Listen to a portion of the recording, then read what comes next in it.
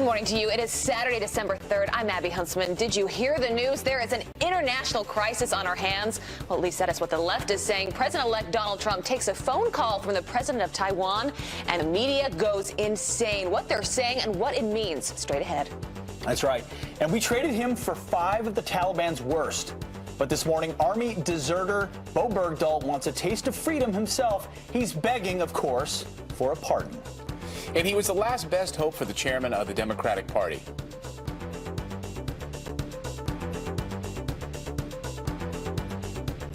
We don't even need We're going to Washington, D.C. to take back the White House! We all tape knew has what was been coming. played so many times, it was frozen. Like an If old he was VHS. their first pick, who was their second? Because Howard Dean just dropped out. Fox and Friends starts right now.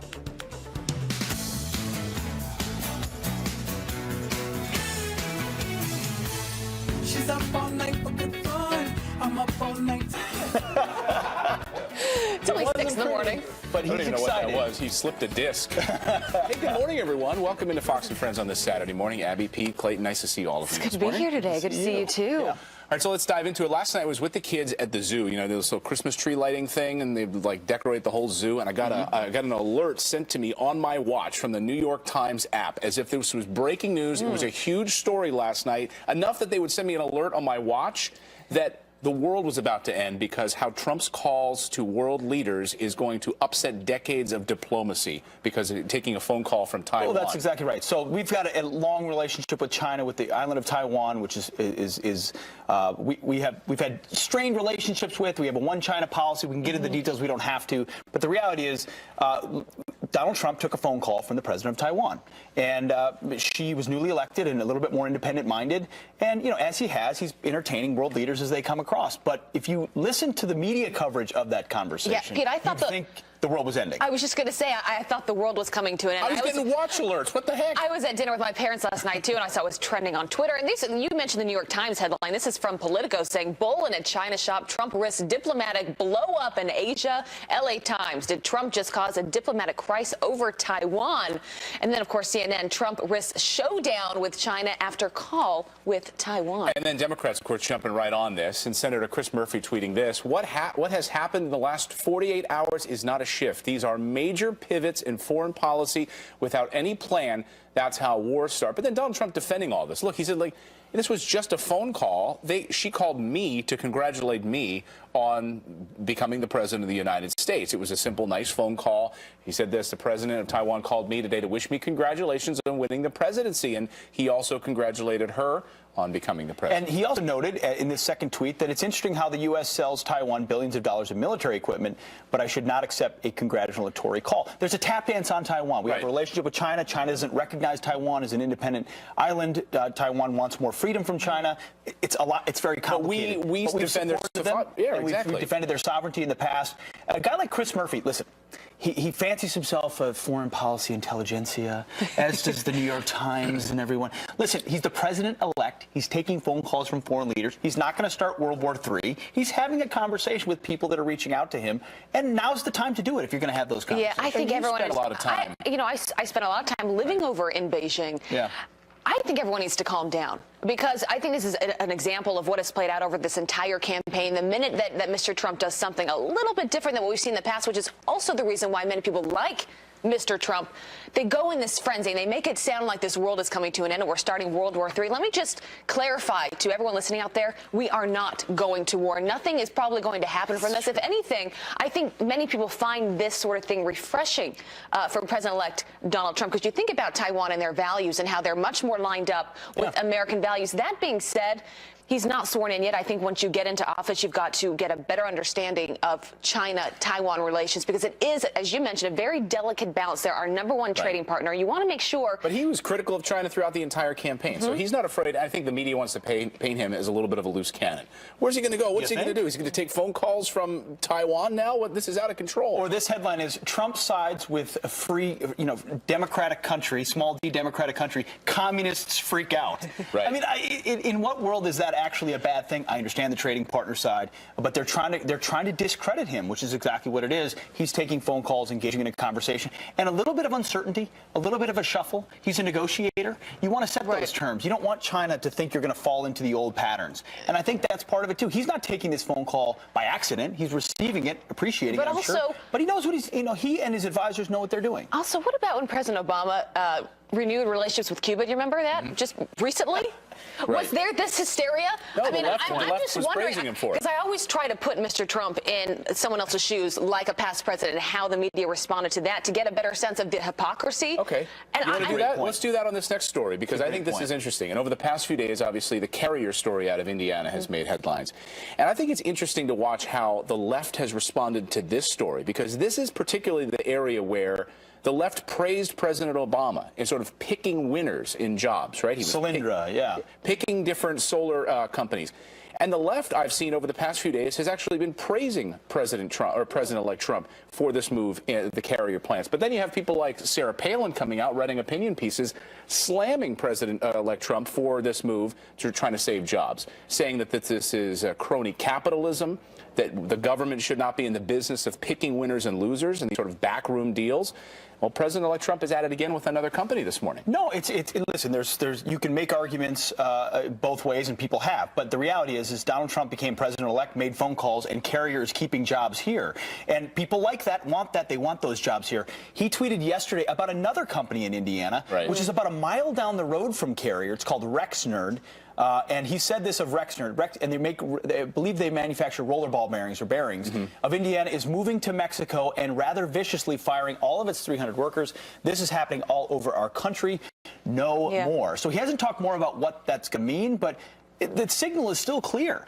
And that's right. We're going to change the policies, and I will intervene individually with companies to make sure that they stay here. And to the American worker, to the people that elected him, well, that's music to their ears. and these 1,100 Carrier employees, of course, I mean, it's like Christmas for them, right? I mean, this is... They thought they were losing their jobs. They don't have to worry about losing their jobs and know how they're going to be able to put presents under the Christmas tree this year during the holiday season.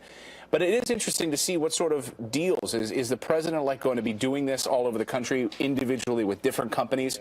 Again, you had Sarah Palin coming out saying this is not the government's job to be picking winners and losers. You're going to go to this individual company. Well, he's going to have to figure out the best balance there, because you want, most importantly, you want to incentivize these companies to keep their jobs here. You don't want to threaten. You don't want to get in the business of threatening. But how? Because when you look at the company that runs Carrier, they have defense contracts. So, hey, if you're going to move these 1,100 jobs to Mexico, well, you know, that defense contract that you were going to be receiving millions of dollars in. But see, what Trump is siding on the side of is business, not regulations. So what you had with Obama before was ideological interest on climate change and regulatory interest that he was focused. It wasn't a pro-business agenda, and he was shoehorning things. Whereas Trump's trying to say, I just want to open it up and make it competitive. I want to make sure Rexnord and Carrier have a competitive environment so they don't go to Mexico where they pay $2.50 an hour instead of here. So he's going to change that in the long term, but in the short term, he's trying to stem the tide of companies. But to what he was tweeting about, I mean, what we're faced with today are lost jobs. You think about from 2000, we've lost 5 million manufacturing jobs. That's because they've gone overseas. Also, because of robots that are taking over a lot of jobs that people have done for years and years. That's going to be one of Mr. Trump's biggest challenges going forward, is how do you convince these companies to keep these jobs right here at home? And if Apple wants to shift manufacturing back to the United States, and will it be robots, not humans there? So it'll be an interesting battle. So this is a political debate. It will continue. And there's obviously another side of this argument, which are the Democrats, and which traditionally fancy themselves the party of the working man, but they're in disarray themselves. Oh, they are? Really? Oh. You didn't get the headline? Well, you have donors that are basically saying, wait a second, we don't know where to put our money right now. You're asking us now to help rebuild a party that, you guys totally let us down. Well, Howard Dean has now dropped his bid. I think the Democrats thought that Howard Dean was going to be the knight going to ride in on the back of a horse. If that's your white knight. Well, he's saying they need to start from the bottom.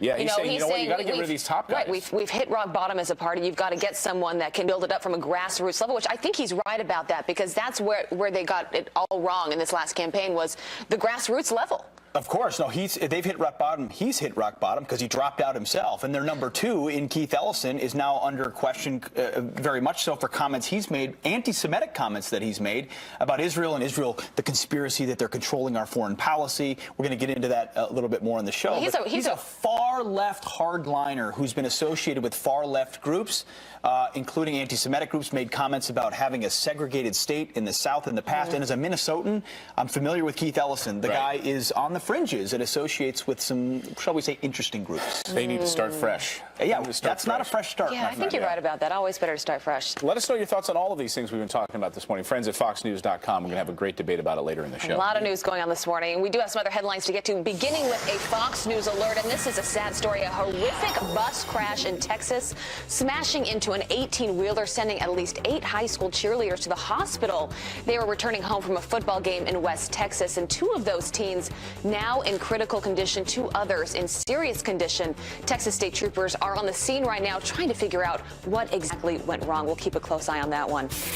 And we traded him for 5 of the Taliban's worst, but now disgraced Army deserter Bo Bergdahl wants his own taste of freedom. Bergdahl asking President Obama for a full pardon that him once before he leaves office. That request part of a letter thanking the president for rescuing him through that very controversial prisoner swap. Bergdahl faces life in prison for abandoning his post in Afghanistan. His twice delayed court-martial is set for May 15th. And election officials in Michigan will start recounting votes as early as Tuesday. And this despite President-elect Donald Trump filing a lawsuit to block the challenge spearheaded by Green Party candidate Jill Stein. But the election board was deadlocked on his request, allowing the recount to move forward. Recounting votes in Michigan, Wisconsin, and Pennsylvania will cost taxpayers millions of dollars. Well, cheers to this for a Christmas tree. More than 400 kegs stacked 26 feet into the air, lighting up the sky in Rochester, New York. The Genesee Brewery has been making the aluminum tree outside of their brew house for years now. And this time, they even added an extra 1,500 feet of light, cinching the light show to Christmas carols. Hundreds gathered in the cold to check out the lighting and enjoy the brew house new barrel-aged beer last night. Wow. The tree just got 10 feet higher. Rick celebrates that every year. That's where you don't go to the Rockefeller one, you go to the beer one. I was actually wondering if, like, tomorrow I could have, like, an on-location hit. Oh, let's think about that. I just approved it. Go You heard it. You heard it. I'll sample for you all morning long. All right. So, Clayton, I know you're obsessed with meteorological seasons, as I am. So meteorological winter began on December 1st. Winter really hasn't hit the U.S. yet. All the cold air has still been bottled way up towards the north. Alaska, -6 in Fairbanks. But get ready. That air is going to come down here, and we're going to start to see our first big batch of really cold air across the western U.S. over the next couple of days. Here's your current temperatures. Cold out west, but nothing that's that bad. Watch what happens this week. We're going to go Monday, start Monday, Tuesday, Wednesday. You get the idea. The cold air comes in. This isn't record-breaking cold, but it is certainly the first cold that we've had this year. And we're even going to see at night, I think, some low temperatures down across the deep south and into Florida that are below freezing. A lot of rain today across parts of Texas. We might even see some flooding with this. Snow back across the northern side of this. And get ready. Much of the deep south needs more rain. Had all this rain this week, guys, with those tornadoes and the beneficial rain for the fires. Maybe another 3 inches for some of that fire-prone area this week, which is good news. Wow. It's good to have you back in studio, not out there holding balloons or something. Or going off the side of a building. Like I super agree. You've been a busy man. Yeah. Thanks. Good stuff, Rick. All right, well, General James Mattis will be the man in charge of the Pentagon as Secretary of Defense, but who's going to lead the State Department? Is it going to be Rudy Petraeus, Corker Romney, or maybe someone else? Our next guest, who worked on President Bush's White House, has the inside scoop on that. And flag fury overtaking a college campus after it took down. As our Secretary of Defense. In true fashion, that was President-elect Donald Trump announcing General James Mattis as the man to lead the Pentagon the other night. But his decision on who will lead the State Department yet to be made. So who could it be? Here with insight on potential picks, Republican strategist and Fox News contributor Mercedes Schlapp. Nice to see you this morning, Mercedes. Morning. Good morning. All right, so let's dive into it. Who do you think will be at the top of the State Department list? That is the. Can I just say that has to be the $1 million question of the year? You don't have the so answer? Whoever can That's answer why we that, booked you today. I'm telling you, it's going to be. It's been a fascinating what I call almost suspenseful decision-making process coming out of the Trump Tower for the Secretary of State. You know, I do believe that John Bolton actually would be a very solid pick for Donald Trump. He has experience as a diplomat, worked within the State Department as well as the United Nations. And I also think he has a very clear understanding of America first in terms of national security. With that being said, you know, Rudy Giuliani obviously is in a very solid position to get the slot because he has been a Trump loyalist. I think, though, he does come with a bit of baggage, as does General Petraeus. So it becomes a little bit complicated as to where Donald Trump, what he's thinking of, what he wants in terms of a top diplomat official. There's a name that you haven't mentioned yet, but speaking of baggage, Mitt Romney. Where does he fit into all of this? The intrigue about these dinners where he's sitting there eating lobster puffs. Like this picture, he looked totally bewildered in this picture. What is going on here with Romney? Oh, we lost audio. You know, she didn't want to talk about Romney. But you bring up a good point in that there's been criticism over Mitt Romney, not just because he basically called Mr. Trump a con artist and hit on his character, but also because of their foreign policy differences. I think we have Mercedes back with us. We got the satellite back, Mercedes. We're asking about Romney. It was the Russians, I tell you. The Russians took me off the... So what do you make of that? On Romney, you know, I find that there's parts of it in terms from the public standpoint. For example, the grassroots, those who have been Trump loyalists, have sent a clear message to Mr. Trump saying, we don't want Romney as Secretary of State. He insulted you. He was obviously one of your most outspoken critics in the campaign trail. But what I have seen and what I've enjoyed seeing in this process is the fact that Trump has taken the time to meet with Romney, to have that discussion. And I think that has actually been a positive step in helping to heal the party, the Republican Party. Just quickly, what are the chances that there may be someone in the mix that we don't even know yet? You know, it's interesting. We just heard the name of Rex Tillerson, who is the CEO of Exxon, as being a potential dark horse. I think that's unlikely. I think the names that you're seeing are possibly would be the picks. All right, Mercedes Schlapp, thanks so much for joining us this morning. Thank you. All eyes on the State Department. All right, when it comes to immigration, Democrats have praised the background check system, but what if we told you it was never turned on? And a major clash between the Clinton and the Trump campaigns as the Clinton camp accuses its challengers of winning on white supremacy. Did Democrats learn anything from the election? A fair and balanced debate is coming up. Singing, we will rock you. 25 minutes now after the hour. Back with some quick headlines. Could the deaths of 13 people killed in the Tennessee wildfires been prevented?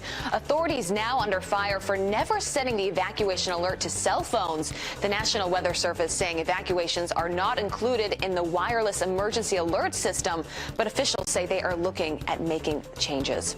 And another deadly campus attack. A student in custody this morning accused of stabbing a professor to death. The attack happening in the University of Southern California Psychology building. Officers finding Professor Bosco Chan dead of multiple stab wounds. Police now saying the student targeted that professor. Pete, over to you. Bad story. All right, a campaign clash in the post-election between Clinton Communications Director Jen Palmieri and Trump campaign manager Kellyanne Conway. I would rather lose than win the way you guys did. No, you wouldn't. Do you think I ran a campaign where white supremacists had a platform? You going to look me in the face and tell me that? I did. Kellyanne really? did. Do you think you could have just had a decent message for the white working class voters? Do you think this woman who has nothing in common with anybody? How about it's Hillary Clinton? She doesn't connect with people. How about they have nothing in common with her? Well, is that just proof that Democrats don't want to accept the real reason that they lost the election?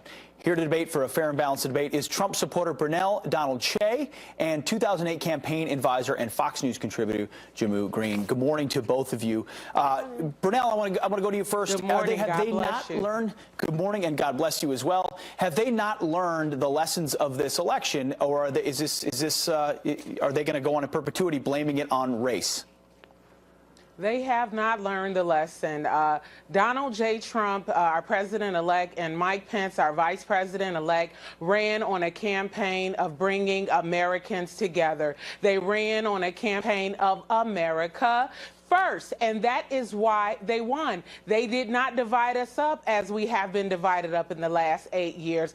They got the votes of different genders, different races, different creeds, different religions, and they did so by talking about the things that make Americans, think. The economy, education, build that wall, Second Amendment, NAFTA deals, all the things that if you're an American, you're concerned about. And so had the Democratic Party spoken to Americans about the issues that we are concerned about, Hillary Clinton might be the one going in on January 2017 and not Donald J. Trump, our president-elect. Jammu, we heard that they were Trump supporters were a basket of deplorables who were every ism in the book. It sounds like that's exactly what the Clinton camp thought as well. Well, this was a post-election assessment that is done every year at Harvard.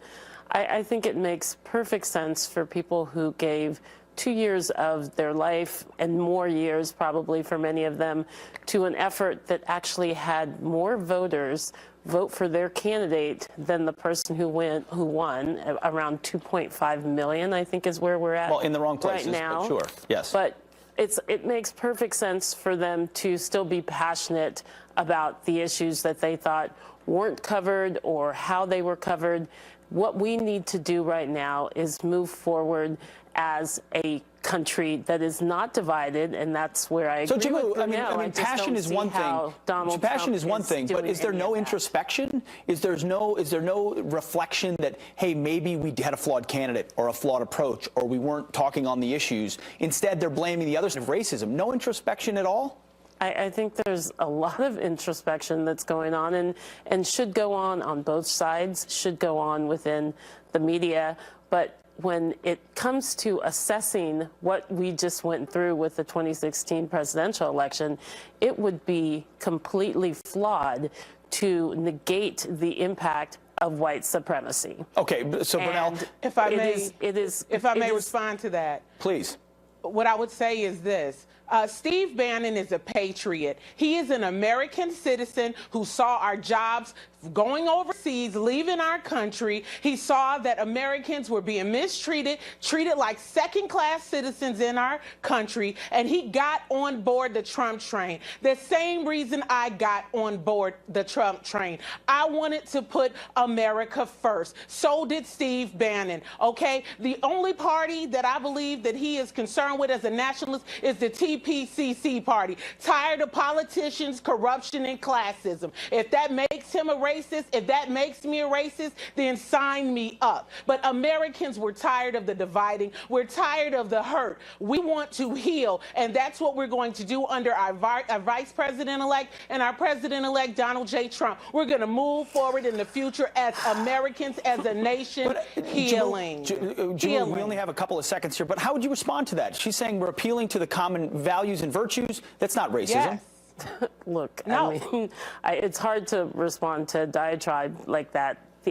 The reality is, it's easy when you're a patriot. It's easy when you love this country. We had white supremacists more engaged in this president election than we've seen in our lifetime. That's a fact. Now, do we need to move on from that? Of course. As Democrats, do we have to assess how we can better communicate our message? It was very difficult to get any sort of message out in the atmosphere where Donald Trump sucked up all the oxygen. Well, that's the reality.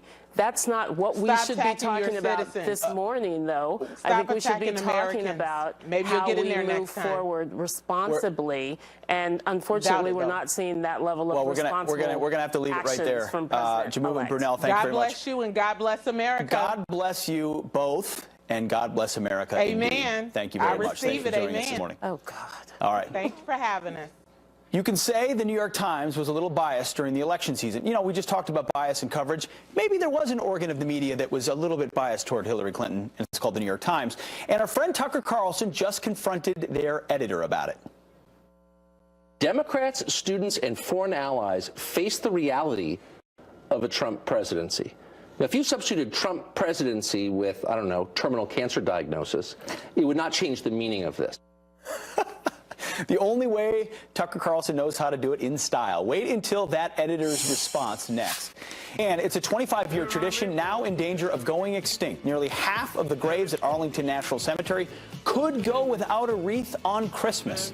But there is one thing we might be able to do about it to prevent that. Stick around. It's next. My brothers were all black and white. Yep. And welcome back to Fox and Friends on this Saturday morning. I think over the past few months, it's no secret that we played a lot of headlines from the New York Times where they just seemed out of touch with the rest of the country. And then they came out a few weeks ago and seemed to strike a bit of a conciliatory tone in a way where they think that, it was as if they realized, okay, we need to reassess some things. It was a half apology as they bleed readers and they bleed on their balance sheet. They said, well, we kind of apologized, but we actually felt like we weren't that biased, except they know internally, if they're being honest, right. They had their finger on the scale the entire election. So our own Tucker Carlson, in only the way that he can, had their public editor on his show last night and took them on head on. Watch this.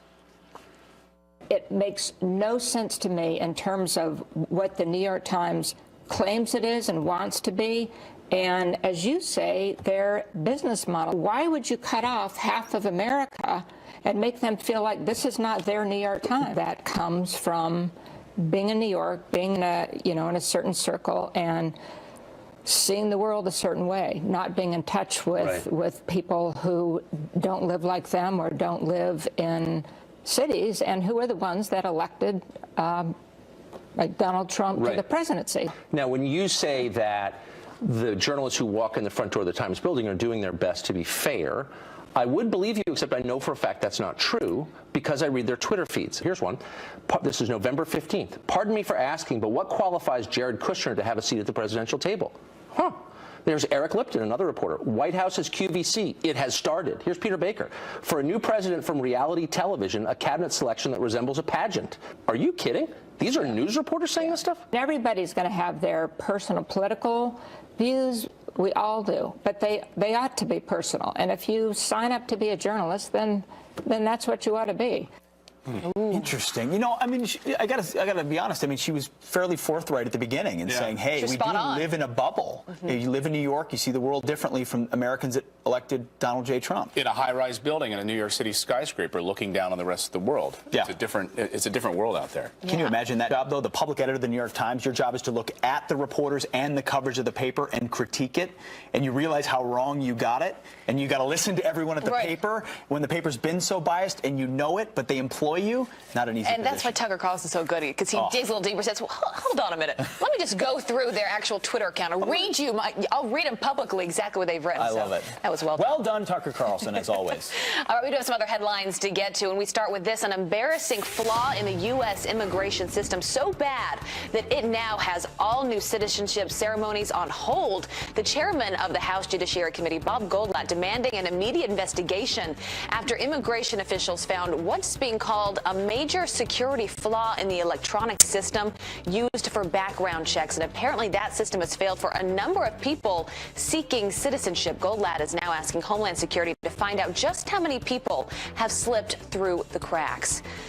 And Democrats digging trenches, signaling they may block President-elect Donald Trump's nomination for Secretary of Defense. Retired Marine General James Mad Dog Mattis needs to get a waiver in order to take on that new position since he left service just 4 years ago. They need to be out, what, Pete, over 7 years? Yep. So Senator Kristen Gillibrand says the Dems are ready for a fight on this. 8 Democrats would need to join the Republicans to reach the threshold of 60 to approve of that pick.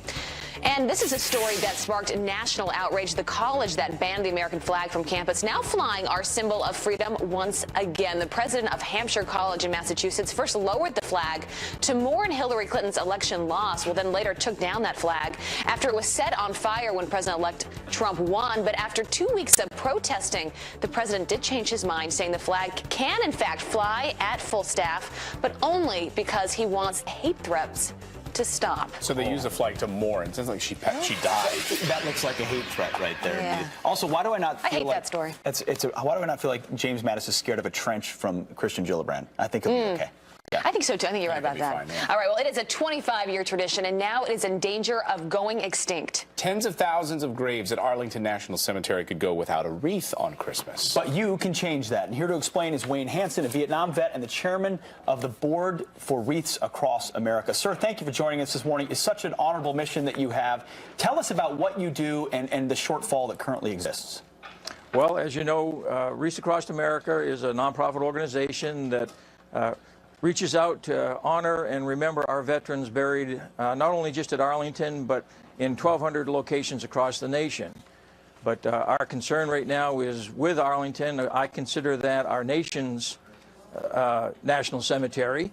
And right now, we're looking at a shortage of sponsorships for about 68,300 wreaths in order to allow us to cover every marker and at the columbarium. What is the response when you hear from families who get to see these wreaths? It's amazing what it means to those people when you see them down there. They're the ones that are not able to come to Arlington, and they see that volunteers come out by the thousands to help us put those wreaths down and honor and remember their veterans for their service and sacrifice. Wayne, what can people do? What can we all do to make sure that every one of our fallen soldiers has a wreath on their gravestone?